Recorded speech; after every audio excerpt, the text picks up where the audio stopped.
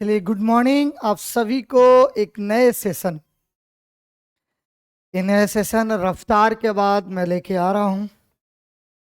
जो बच्चे स्टेट में रफ्तार बैच में मुझसे पढ़े होंगे या यूट्यूब पर पढ़े होंगे, उनको मालूम है कि लगभग मेरे इतने हार्ड क्वेश्चन आने के बावजूद भी 60 से 70% के करीब में मेरे पढ़ाए हुए पेपर से, मेरे पढ़ाए हुए चीज़ों से, सीक्यू से, कंसेप्ट से पूछा था। तो इस खुशी के मौके पर मैं आप सभी को फिरोज सर एक बार फिरोज सर का नमस्कार लीजिए। यानी मैं फिरोज सर आप सभी को एक बार नमस्कार करता हूं और आज मैं स्वागत करता हूं आप सभी का बीपीएससी शिक्षक भर्ती 4.40 के लिए विजेता बैच। नाम ही है इसका विजेता। यानी विजेता का मतलब है कि आप ऑलरेडी क्या है, विजेता हैं। बस उसमें थोड़ा पुशअप करने की जरूरत है। उस पुशअप के लिए मैं ऑलरेडी यहाँ पे आया हूँ। और इस बैच की सबसे बड़ी खासियत मैं आपको बताते चलूँ कि इसकी खासियत क्या है। तो इस बैच की सबसे बड़ी आपको मैं खासियत बताते चलूं। तो इस बैच की खासियत जरा सा ये है कि यहाँ पे आपको प्योरली फाउंडेशन बैच मिलेगा। क्या मिलेगा? प्योरली फाउंडेशन, उसके साथ एमसीक्यू। यानी हम फाउंडेशन के साथ साथ हम एमसीक्यू भी कराएंगे। यानी पहले बेसिक चीज़ें को आपको क्लियरिटी दिखाएंगे, उसके बाद फिर एडवांस चीज़ों पर जाएंगे, फिर उसके बाद हम उसका एमसीक्यू कराएंगे। क्योंकि जब आप स्टेट का पेपर देखे होंगे, चाहे वो बच्चे जो स्टेट पहले से क्वालिफाई कर चुके हैं या इस बार जो स्टेट में अपीयर हुए हैं, वो सभी बच्चे अगर स्टेट देखे होंगे तो उनको मालूम होगा, क्या मालूम होगा कि उनको कि क्वेश्चन का लेवल क्या है। उनको मालूम है कि आज का क्वेश्चन का लेवल क्या था। उन सभी बच्चों को मालूम होगा कि किस टाइप से आपको क्वेश्चन पूछा गया, उसका लेवल क्या रहा, उसके लेवल कैसे आएगा। ये सारी चीजों को पूछा।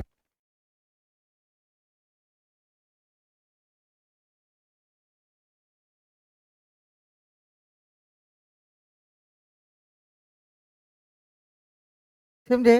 तो उन सभी बच्चों को पता चल गया होगा कि क्या लेवल है। इवन जो बच्चे नहीं दिए हैं, जो पिछले बार स्टेट क्वालिफाई किए हैं, उनको भी पता चल गया है कि लेवल कैसा है। जब स्टेट का ये लेवल था तो फिर आने वाला आपका जो TRE 4 आने वाला है, उसकी लेवल क्या रहेगी आप सभी को मालूम है। उसी लेवल को ध्यान में रखते हुए विजेता बैच डिजाइन किया गया है। क्या किया गया है? ये विजेता बैच डिजाइन किया गया है। और एकदम शुरू से, एकदम बेसिक से पैटर्न क्या है, पैटर्न उस सबको जानते हुए धीरे धीरे हम आगे बढ़ेंगे। यानी ये जो फाउंडेशन बैच 4-5 महीने का जो बैच मिलेगी आपको, एकदम टॉपिक, टॉपिक के बाद एमसीक्यू, एमसी के बाद फिर एडवांस टॉपिक, एमसीक्यू, इतना आपको प्रैक्टिस और थ्योरी करा दिया जाएगा कि आप एकदम एग्जाम में बैठेंगे जैसे आपको स्टेट में हूबहू दिख रहा था। वैसे ही इस विजेता बैच वाले जो भी बच्चे इसमें ज्वाइन करेंगे उनको भी हूबहू देखेंगे, या जो मुझसे पहले TRE 4 पढ़े चुके हैं।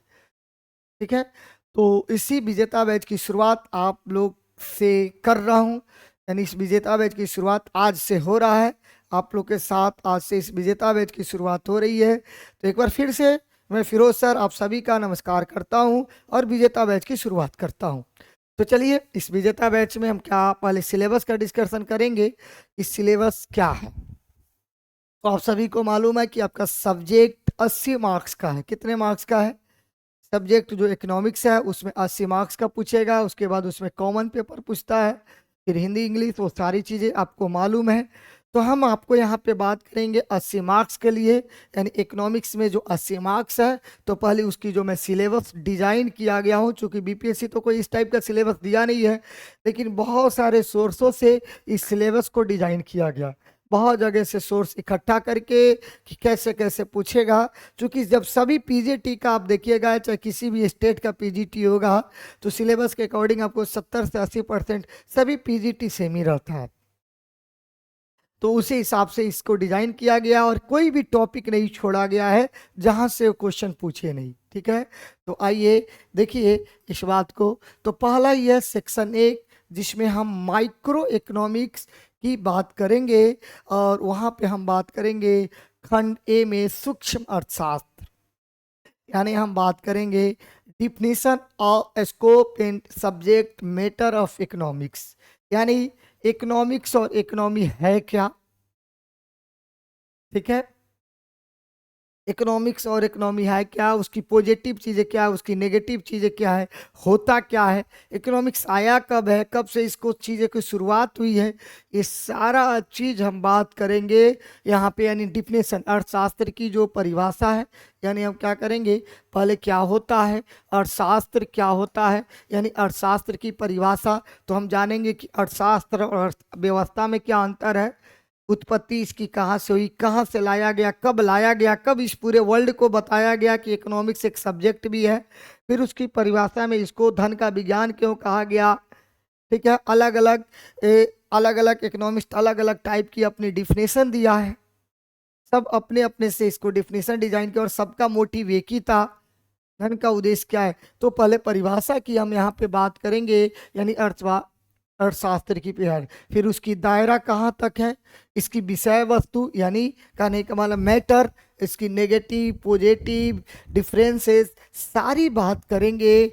पहले इस चैप्टर की बात तो बोले जाए तो पहले इकाई और खंड एक की बात करेंगे, फिर हम उसके बाद आ जाएंगे अवधारणा और अवसर लागत उत्पादन संभावना वक्र की भी बात करेंगे, यानी concept of opportunity cost, production possibility curve, और देर वेरी इंपॉर्टेंट टॉपिक है आपकी पीजीटी के हिसाब से, यानी हम इसकी भी बातें करेंगे।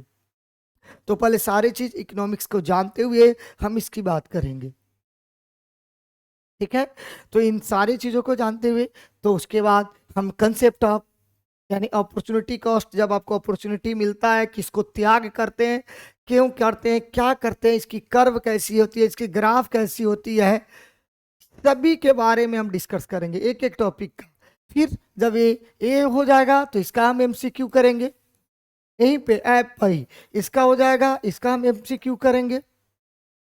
यानी जैसे जैसे आपके क्लास मिलते जाएंगे वैसे वैसे जैसे इसकी बेसिक चीज़ें पढ़ेंगे, बेसिक में पूरा इंट्रोडक्शन, पूरी सारी चीज़ें, डिफिनीशन, कौन कौन क्या बोला है, उसके बाद इसका एडवांस की बात करेंगे, फिर उसके बाद एडवांस की बात हो जाएगा। तो एडवांस की बात होने के बाद फिर इसकी क्या करेंगे, एमसीक्यू क्या बात करेंगे, तो फिर इसका एमसीक्यू बात करेंगे। जब ये सारी चीज़ें हो जाएगी तो उसके बाद हम आएंगे अपने सेकंड, इसकी अवधारणा की बात करेंगे, concept of opportunity cost, production possibility curve की बात करेंगे। फिर इसका पहले बेसिक चीज़ें जानेंगे, बेसिक टू एडवांस की बात करेंगे, एडवांस, फिर उसके बाद एडवांस टू एमसीक्यू पर जाएंगे, ठीक है ना। तो ये आपकी सभी का पीडीएफ आपको अपलोड हो जाएगा, सभी का पीडीएफ आपको मिलेगा, ठीक है। उसके बाद हम आ जाएंगे खंड ए की यूनिट 2 में, लॉ ऑफ डिमांड क्या होता है। तो पहले हम जानेंगे कि डिमांड होता क्या है, पहले डिमांड को क्लियर करेंगे, तब जाके लॉ ऑफ डिमांड की बात करेंगे।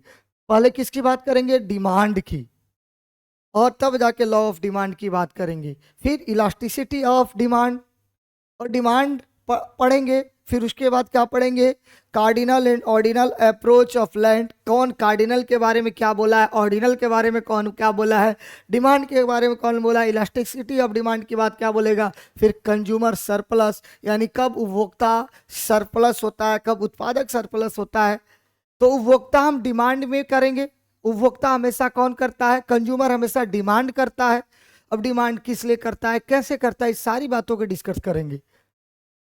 कब उसकी डिमांड बढ़ जाती है, कब उसकी डिमांड कम हो जाती है, क्यों बढ़ती है, क्यों कम होती है, कब इक्विलिब्रियम की स्थिति में आती है, कौन कौन सा मूल्य कारक होता है जिससे उसकी डिमांड बढ़ जाती है, कौन कौन से मूल्य कारक होता है जिससे उसकी डिमांड क्या हो जाएगी, कम हो जाएगी।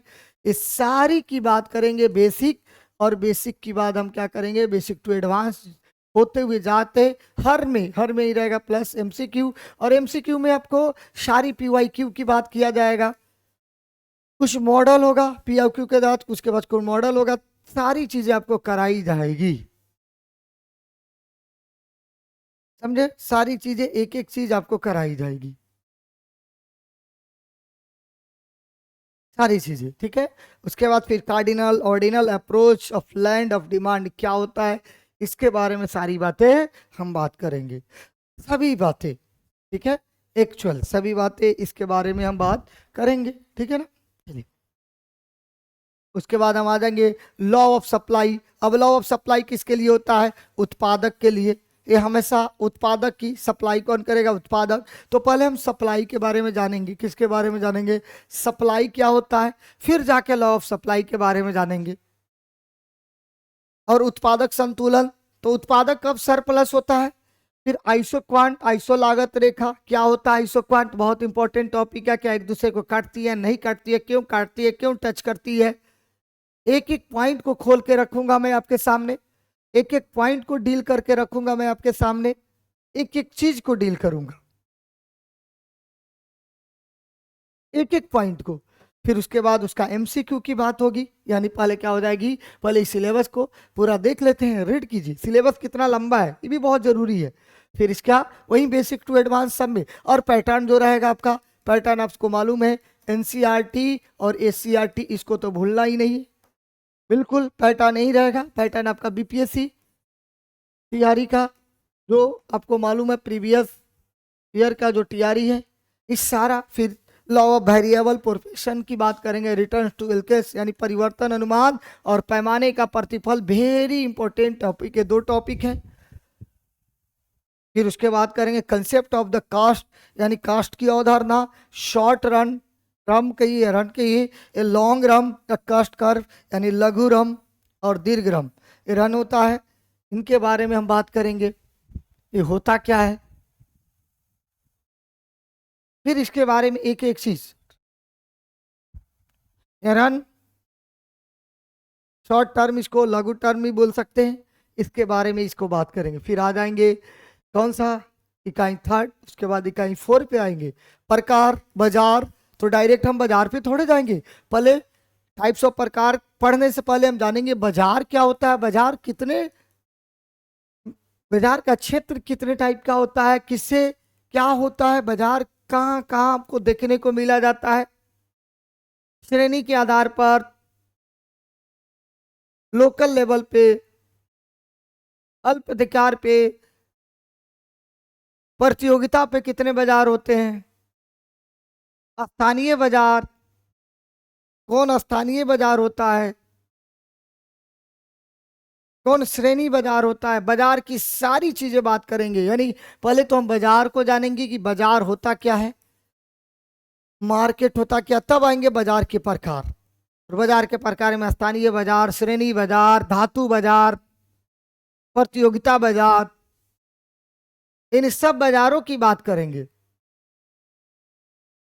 सब बाजार की बात करेंगे। उसके बाद जैसे perfect competition, price determination, equilibrium of the form and industries, यानी पूर्ण प्रतियोगिता, फर्म और उद्योग का मूल्य। तो पहले जानेंगे पूर्ण प्रतियोगिता क्या है, एकाधिकार क्या है, एकाधिकार क्या है, एकाधिकार प्रतियोगिता क्या है, अल्पाधिकार, कुमोट का मॉडल, यानी कुमोट का मॉडल भी बताया जाएगा आपको, किंग्ड मांग वर्क भी बताया जाएगा, कब किंग्ड मांग टेढ़ा हो जाता है, कितने टाइप में बढ़ जाता है टूटने के बाद, कुमोट का मॉडल क्या होता है, एकाधिकार बाजार क्या होता है, पूर्ण प्रतियोगिता क्या होते हैं, पूर्ण प्रतियोगिता की पूरी स्थिति के बारे में को बताया जाएगा। और बहुत इंपॉर्टेंट ये यूनिट है, क्वेश्चन यहां से आना ही आना है। उसके बाद फिर आ जाएंगे इकाई 5, किस पे आ जाएंगे, इकाई 5, जहां हम बात करेंगे फैक्टर्स ऑफ प्रोडक्शन, यानी उत्पादन के कारक। अब देखिए इसको इंडियन इकोनॉमी में भी पढ़ना है, इंट्रोडक्शन ऑफ इकोनॉमी में ही इसको करेंगे, कितने होते उत्पादन के कारक। तो 4 अगर मैं बताऊंगा तो भूमि में क्या क्या समाहित है, सबकी डिस्कशन करूंगा। ऐसा नहीं कि भूमि लिखा के छोड़ दिया। भूमि के बाद अगर मैं श्रम की बात कर रहा हूं, श्रम की अगर मैं बात कर रहा हूं, भूमि के बाद लेबर की अगर मैं बात कर रहा हूं, तो लेबर कितने टाइप का होता है, लेबर में जॉब कितने टाइप का है, यानी लेबर कितने टाइप का होता है, लेबर में जॉब कितने टाइप का है, इन सब की बातें करेंगे। लेबर में, श्रम में, लेबर की बातें करेंगे, ठीक है, इस सब की बात करेंगे। उसके बाद तीसरा अगर मैं बात करूंगा पूंजी, तो पूंजी कितने टाइप का होता है, सिर्फ पूंजी बता के मैं नहीं छोड़ूंगा, पूंजी की टाइप्स बताऊंगा, पूंजी से मिलता क्या है, लेबर पर क्या मिलता है, पूंजी पर क्या मिलता है। फिर उसके हम बात करेंगे क्या, फिर उसके बाद हम बात करेंगे आपको क्या, उद्यमशीलता। अब उद्यमशीलता, सिर्फ उद्यमशीलता की बात मैं नहीं करूंगा, यानी ये उद्यमी जो होते हैं, उद्यमशीलता की बात नहीं करूंगा।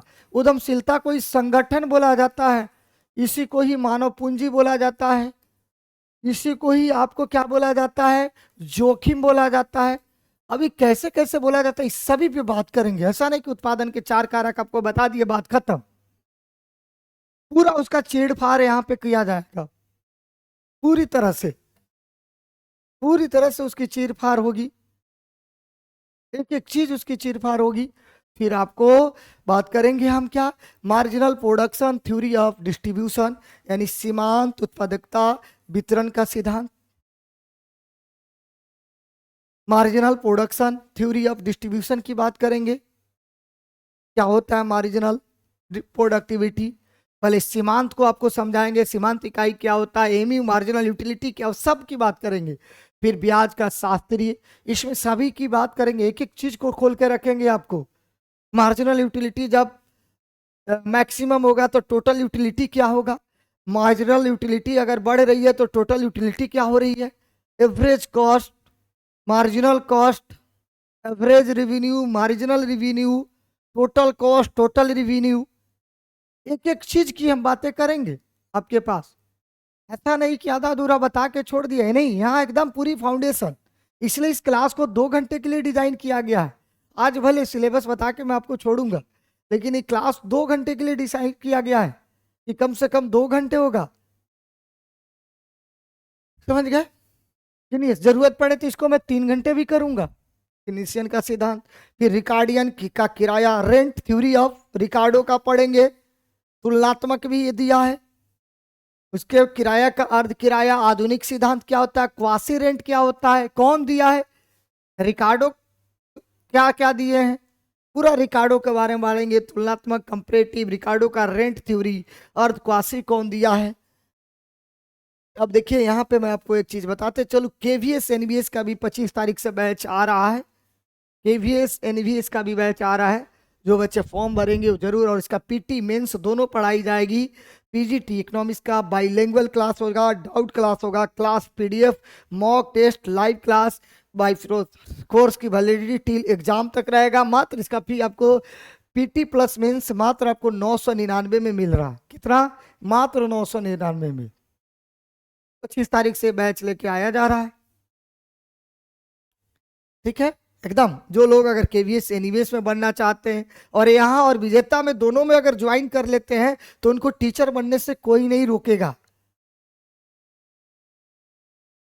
कि थोड़ा सा पैटर्न भी चेंज हुई है, नवीन सर इसके पैटर्न के बारे में पूरा बताए हैं। कल या सैटरडे को मैं भी इसके सिलेबस के बारे में पूरा डिस्कशन कर दूंगा, क्या क्या इसका सिलेबस है, पूरे यूट्यूब पर मैं इसके सिलेबस के बारे में वर्क कर दूंगा। और मैं आपको बताते चलूँ, मैं कल या नहीं तो मंडे के से यूट्यूब पर क्लास लेके आ रहा हूँ, सिर्फ फ्री आपके लिए, एमसीक्यू यानी क्वेश्चन, इंपॉर्टेंट क्वेश्चन। टाइमिंग होगा 9:30 to 10:30, ठीक है। और लगभग 25 से 30 क्वेश्चन मैं डेली कराऊंगा, पूरा चीर फाड़ के साथ उसको कराऊंगा। और बेस रहेगा केवीएस एनवीएस टीआरई 4.0, ईएमआरएस, जितने भी इकोनॉमिक्स का एग्जाम हो उस सारे की बेस एमसीक्यू, मिक्स एमसीक्यू आपको वहां पे मैं कराने जा रहा हूँ। वहां पे जुड़ना आप लोग मत भूलिए। तो ये चीजें हैं आपको। फिर आ जाएंगे यूनिट 5 में, मजदूरी का निर्धारण का मांग, यानी आपूर्ति का सिद्धांत, demand and supply theory of wages determine. इसको पूरी तरह से बात करेंगे, क्या होता है मजदूरी का निर्धारण का मांग, क्या होता है, और आपूर्ति का सिद्धांत क्या होता है, पूरी बातें इसकी करेंगे। फिर आपके पास आ जाएंगे कलेक्टिव बार्गेनिंग, यानी सामूहिक सौदेबाजी क्या होता है, श्रम का पिछड़ा झुकाव, आपूर्ति वक्र के बारे में हम बात करेंगे, यानी पूरी तरह से इसकी collective bargaining, backward binding, supply curve of labour की हम बात करेंगे। फिर उसके बाद लाभ का नाइट, यानी लाभ का सुम्पीटर का सिद्धांत, प्रॉफिट ऑफ नाइट्स थ्योरी और प्रॉफिट ऑफ सुम्पीटर थ्योरी, दोनों की बात बोलेंगे। जोखिम का सिद्धांत, की प्रॉफिट ऑफ नाइट्स की हम बात करेंगे। फिर आपको यहाँ पे हम ये भी बात कर लेंगे नाइट नाइट के बारे में। अब नाइट आ गया, FR नाइट की अगर हम बात कर लें तो क्या क्या सिद्धांत दिए हैं, उन सारी सिद्धांतों की हम बात करेंगे। अनिश्चितता का सिद्धांत, जोखिम का सिद्धांत, सुम्पीटर क्या क्या दिए हैं सभी। ऐसा नहीं कि सिर्फ इसको पढ़ा दी। सुम्पीटर का लाभ सिद्धांत क्या है, नाइट और कौन कौन से सिद्धांत दिए हैं, सुम्पीटर और कौन कौन से सिद्धांत दिए हैं, सभी की बात करेंगे हम यहाँ पे। फिर उसके बाद 6 मैक्रो इकोनॉमी। तो इससे पहले जो था, अब सेक्शन ए में हम माइक्रो की बात किए, सेक्शन बी में मैक्रो। देखिए बताएंगे आपको इंट्रोडक्शन ऑफ इकोनॉमिक्स में कि इकोनॉमिक्स को कितने भागों में बांटा गया है। माइक्रो मैक्रो की बात बोलेंगे। फिर उसके बाद मैक्रो में आगे आय का 2-3 परिपथ प्रवाह का क्षेत्र मॉडल हम 2-3-4 भी बात करेंगे।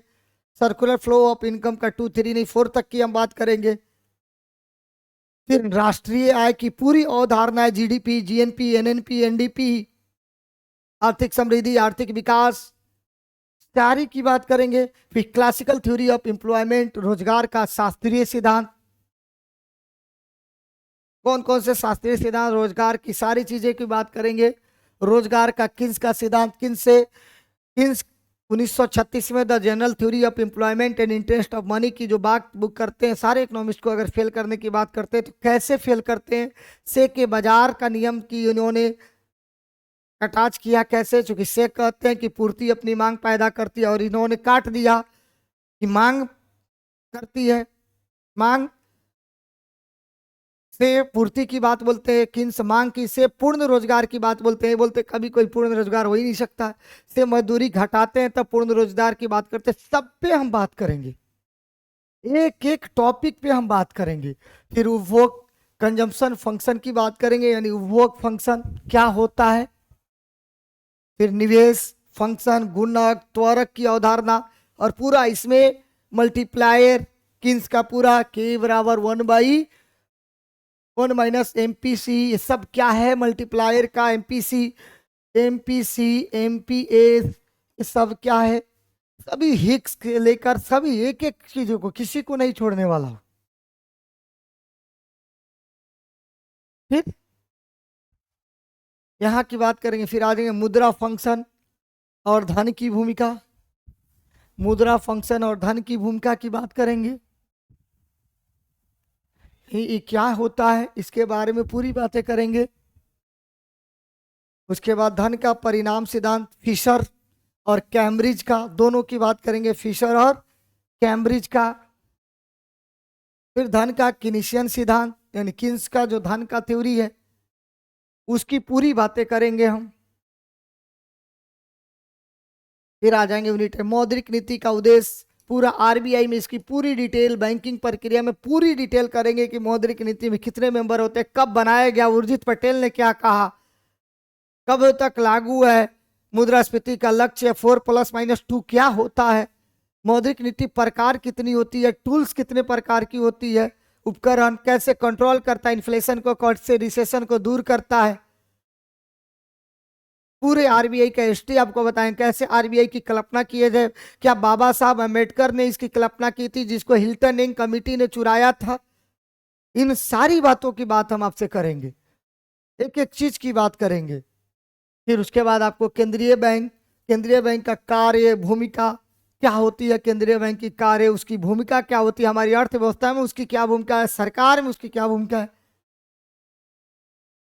इन सभी की डील की बात करेंगे। उसके बाद फिर कमर्शियल बैंक, वाणिज्यिक बैंक का function, type and principle of commercial bank, credit creation, क्या क्रेडिट क्रिएशन कमर्शियल बैंक करता है, क्रेडिट कंट्रोल RBI करता है, कैसे करता है, ये सारी चीजों की बात करेंगे। वाणिज्यिक बैंक के प्रकार, कितने टाइप के वाणिज्यिक बैंक होते हैं, वाणिज्यिक बैंक का काम क्या है, कमर्शियल बैंक का काम क्या है, प्रकार कितने टाइप का होते हैं, इन सभी की बातों की बात हम आपको यहाँ पे करेंगे, सभी की प्रकार और सिद्धांत, ऋण का सृजन का सिद्धांत।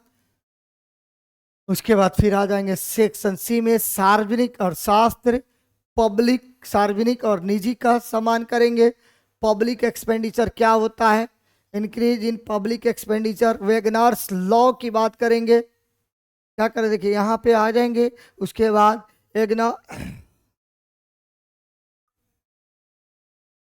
वैगनार्स लॉ की बात करेंगे, यानी सार्वजनिक व्यय में वृद्धि के कारण वैगनर का नियम। उसके बाद हम वैगनर वाइजमैन की मोर कल्पना, वाइजमैन पीकॉक क्या था, इंग्लैंड पर कैसे उन्होंने रिसर्च किया था, क्या बोला था सार्वजनिक व्यय में एक सरकार के व्यय के बारे में, इन सभी बातों की बात करेंगे। और अधिकतम सामाजिक लाभ का सिद्धांत, मैक्सिमम लाभ का सिद्धांत, अधिकतम सामाजिक लाभ का सिद्धांत, दोनों बातें एक ही जगह हो गया, डबल डबल। उसके बाद कराधान टैक्स, भारतीय टैक्स सिस्टम क्या कहता है, टैक्स का प्रकार क्या है, टैक्स की शुरुआत कब से हुई, एडम स्मिथ का जो सिद्धांत है, मितव्ययता का सिद्धांत, समानता का सिद्धांत, निश्चितता का सिद्धांत, सभी सिद्धांतों के बाद प्रोग्रेसिव हमारे भारत का कौन सा टैक्स है, प्रोग्रेसिव है, रिग्रेसिव है कि अनुपातिक है कि मिश्रण है, प्रोग्रेसिव क्या होता है, रिग्रेसिव क्या होता है, अनुपातिक क्या होता है, मिश्रण की बात, काराघात क्या होता है, कारापात क्या होता है, किस पे काराघात लगता है, किस पे कारापात लगता है, क्या दोनों किस पे लगता है, इनडायरेक्ट टैक्स पर कौन कौन लगता है, डायरेक्ट टैक्स पर, सभी टैक्सों की बात करेंगे। ठीक है। उसके बाद फिर कराधान के सिद्धांत, कराधान का आर्थिक प्रभाव, प्रभाव के घटना, कर की कटौती, फिर सार्वजनिक ऋण क्या होता है, प्रकार, प्रभाव, सार्वजनिक ऋण का मोचन। लेकिन यहाँ पे अब टैक्स बात करेंगे तो पब्लिक फाइनेंस की भी बात करेंगे, लोक वित्त की भी बात करेंगे। फिर कराधान का सिद्धांत, उसके बाद आपको आ जाएंगे यूनिट 10 पे, और भारतीय कर प्रणाली बोला ना, इंडियन टैक्स सिस्टम, इन सभी की बात करेंगे। इंडियन टैक्स सिस्टम हमारी कितने चीजों में बांटा गया है, केंद्र, राज्य और स्थानीय। केंद्र में क्या क्या है, राज्यों में क्या क्या है, स्थानीय में क्या क्या है, 3 स्तरों में समवर्ती सूची की भी बात करेंगे, जिसमें उड में डाला है केंद्र और राज्य के केंद्र, और उस सारी चीजों की हम बात करेंगे। फिर भारत में सार्वजनिक व्यय का पैटर्न और वृद्धि की बात करेंगे, इस भारत में सार्वजनिक व्यय का पैटर्न क्या है, उसकी वृद्धि की बात क्या है।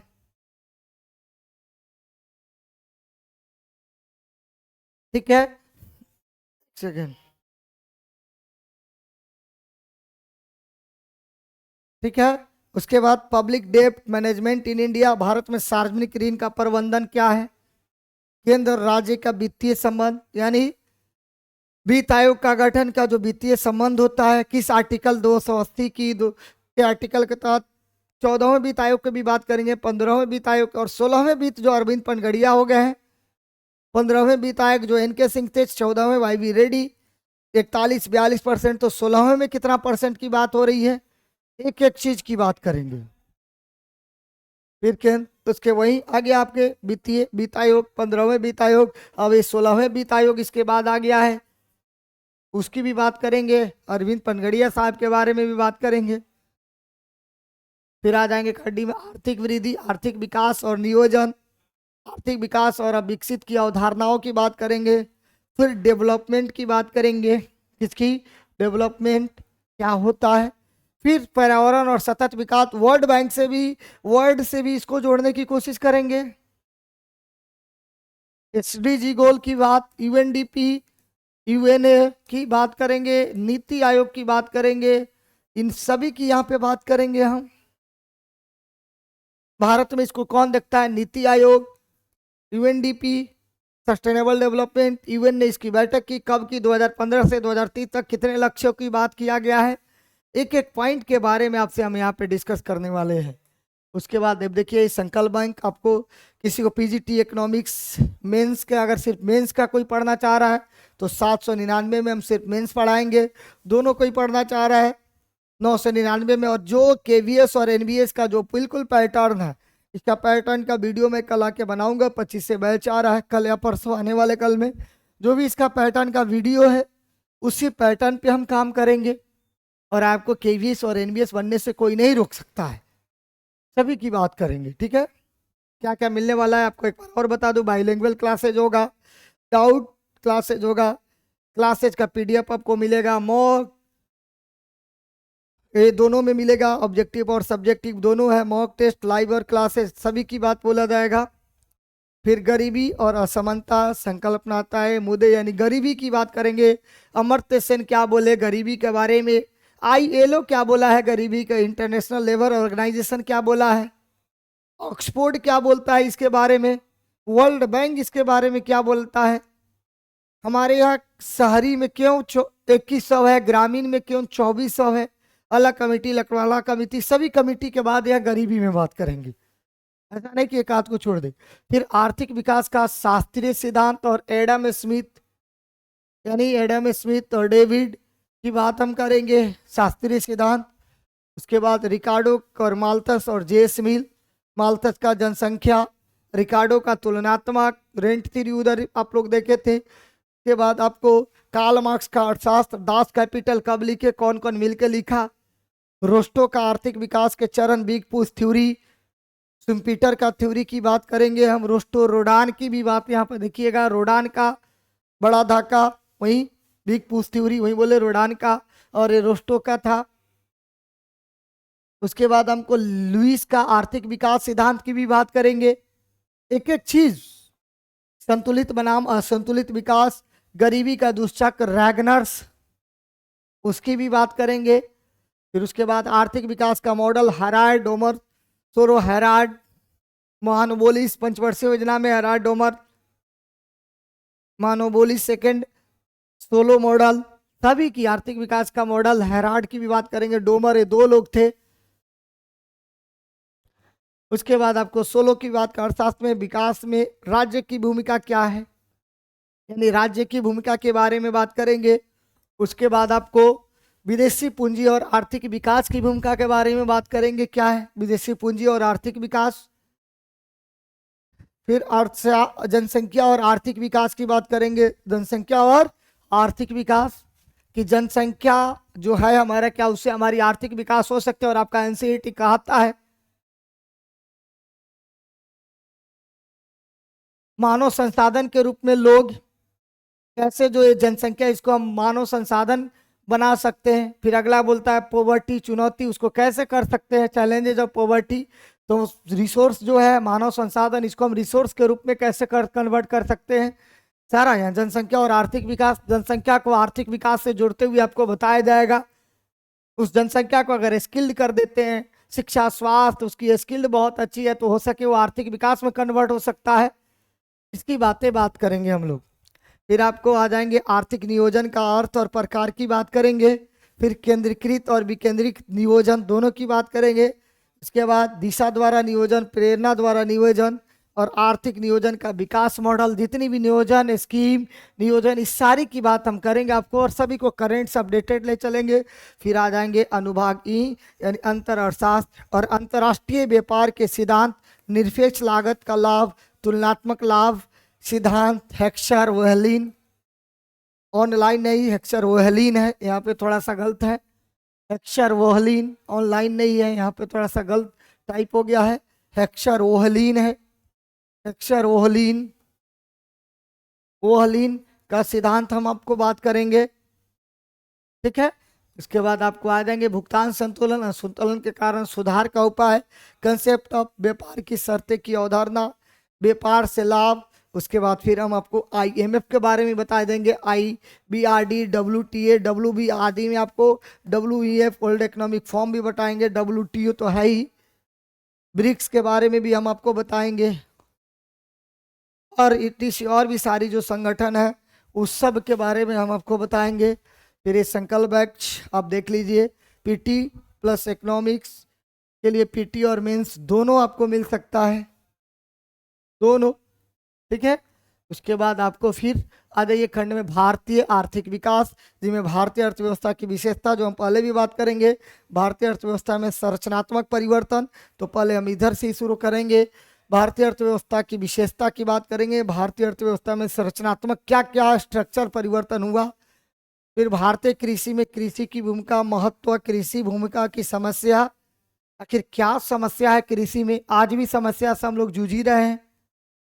फिर उसके बाद हरित क्रांति, कृषि में सरकार द्वारा की गई अन्य प्रमुख पहल, हरित क्रांति के अलावा और कौन कौन सा पहल किया गया है, कृषि के क्षेत्र में, उन सब की बात करेंगे। फिर भारतीय उद्योग की बात करेंगे, आर्थिक सुधार के पूर्व पश्चात के युग में औद्योगिक विकास, फिर भारत में सूक्ष्म लघु मध्य उद्यमों की समस्या और संभावना, फिर भारत में सेवा क्षेत्र, परिवहन, संचार, ऊर्जा, बैंकिंग और वाणिज्य की बात करेंगे।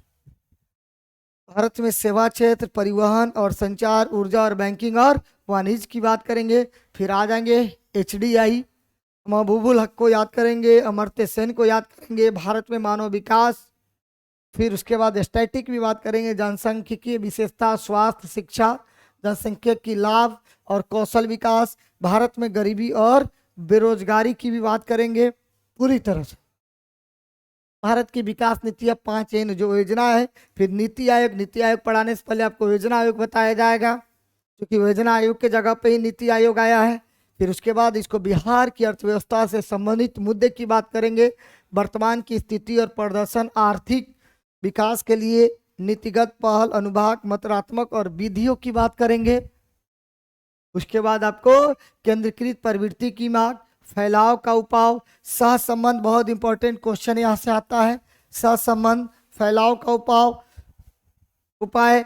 उसके बाद आपको सूचकांक का संख्या, सरल विभेदन की बात करेंगे, मैक्सिमा और मिनिमा, ये स्टैटिक के अर्थशास्त्र में गणित का अनुप्रयोग भी करेंगे।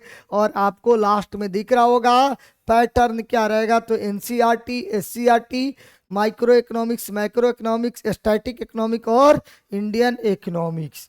तो ये था हमारा सिलेबस, जिसकी हम एक एक कड़ी को तोड़ते हुए आपको समझाएंगे। और आपको TRE 4 में इकोनॉमिक्स में सक्सेस करा के ही छोड़ेंगे। प्लेटफॉर्म बाय नवीन कुमार सिंह का लहर आपको इकोनॉमिक्स में दौड़ा के छोड़ेंगे मेरे द्वारा। तो इसकी स्टार्ट हो गई है। ये 2 घंटा क्लासेज आपको चलेगा, मंडे टू फ्राइडे क्लासेज चलेगी, लेकिन मैं इसको लूंगा ट्यूसडे टू सैटरडे, हो सके तो इसकी क्लासेज लूंगा, क्योंकि मंडे में थोड़ा सा टेस्ट डिस्कशन, या मंडे टू फ्राइडे ही लूंगा। डिस्कशन की टाइमिंग थोड़ा सा चेंज करूंगा। तो ये चीजें हैं। 5 दिन की क्लासेज आपको चलेगी 2 आवर्स। कितने? 2 आवर्स। 2 आवर्स, यानी अब जब इसको हम कल से स्टार्ट करेंगे तो ये क्लासेज हमारी 2 आवर्स होगी। टाइमिंग आपको 10:30 से आपको 12:30 तक के क्लासेज आपको दिखेगी। 10:30 AM से शुरू होगी, 12:30 PM पे जाके ख़त्म हो जाएगी। उससे पहले आपके लिए लेकर आया हूँ, यानी अगर इसकी टाइमिंग बता दूँ तो आइए, इसकी टाइमिंग, तो इसकी टाइमिंग आपको बता दूँ। टाइमिंग जो है आपको, यानी समय, इस समय की अगर मैं बात करूँ तो ये है 10:30 AM to 12:30 PM, Monday to Friday, Monday to Friday, Friday, ठीक है। और इससे पहले मैं यूट्यूब पर आ रहा हूँ। यूट्यूब की अगर मैं बात करूँ किस पे, तो यूट्यूब पे आ रहा हूँ। एकदम पूरा आपको क्या मिलेगा, आपको पूरी तरह से फ्री।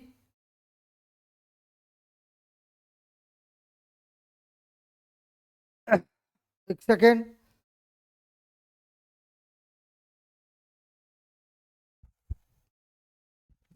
टाइमिंग को सारी बता देता हूँ,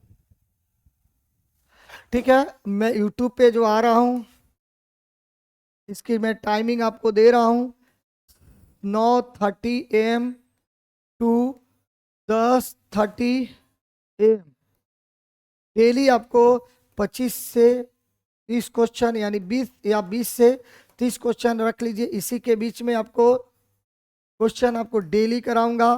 पैटर्न आपको बता दूं तो TRE 4.0, EMRS, AVS और NVS, इन सभी को YouTube पर आपको मिलेगा। YouTube डेली, ये आपके लिए, इसको कुछ भी देने नहीं है। यूट्यूब पर आपको platform by Naveen Kumar Singh app या प्लेटफॉर्म टीचर, दोनों में से किसी एक पर आपको कल या मंडे से इसको लेके आ रहा हूँ, मंडे टू फ्राइडे मैं भी कल से ही लेके आ रहा हूँ। सैटरडे को आप सभी को बताने वाला हूँ। एनबीएस और केबीएस का पूरा पैटर्न, उसकी भी सिलेबस आपसे डिस्कशन करूंगा। तो ये था हमारा पूरा सिलेबस, और इसी तरह इसका चीरफाड़ करूंगा। तो कल की जो हमारी क्लास होगी, इंट्रोडक्शन ऑफ इकोनॉमिक्स की पूरी चीरफाड़ किया जाएगा। तो आज पूरी सिलेबस बताएंगे, सिलेबस को बताना था, सिलेबस को बता दिया मैंने आपको, समझ गए आप। तो आशा करता हूं कि जो लोग मुझसे रफ्तार पढ़े हैं,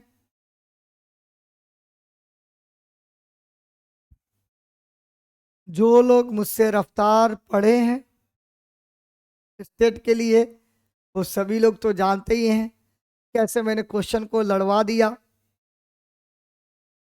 जो लोग टीआरई 4 का क्वेश्चन, टीआरई 4 वाले जो स्टेट क्वालिफाई हैं, बहुत बच्चे तो मुझसे पढ़े हैं, जो नहीं पढ़े हैं क्वेश्चन का पैटर्न और यूट्यूब पे मेरा मैराथन वाली सारी चीज़ें जो क्लासेस देखे होंगे, तो उनके लिए भी मैं बोलूँगा कि एक बार जरूर आइए विजेता बैच में और विजयी होकर जाइए। तो इसी पर क्लास खत्म करते हैं विजयी भाव पे।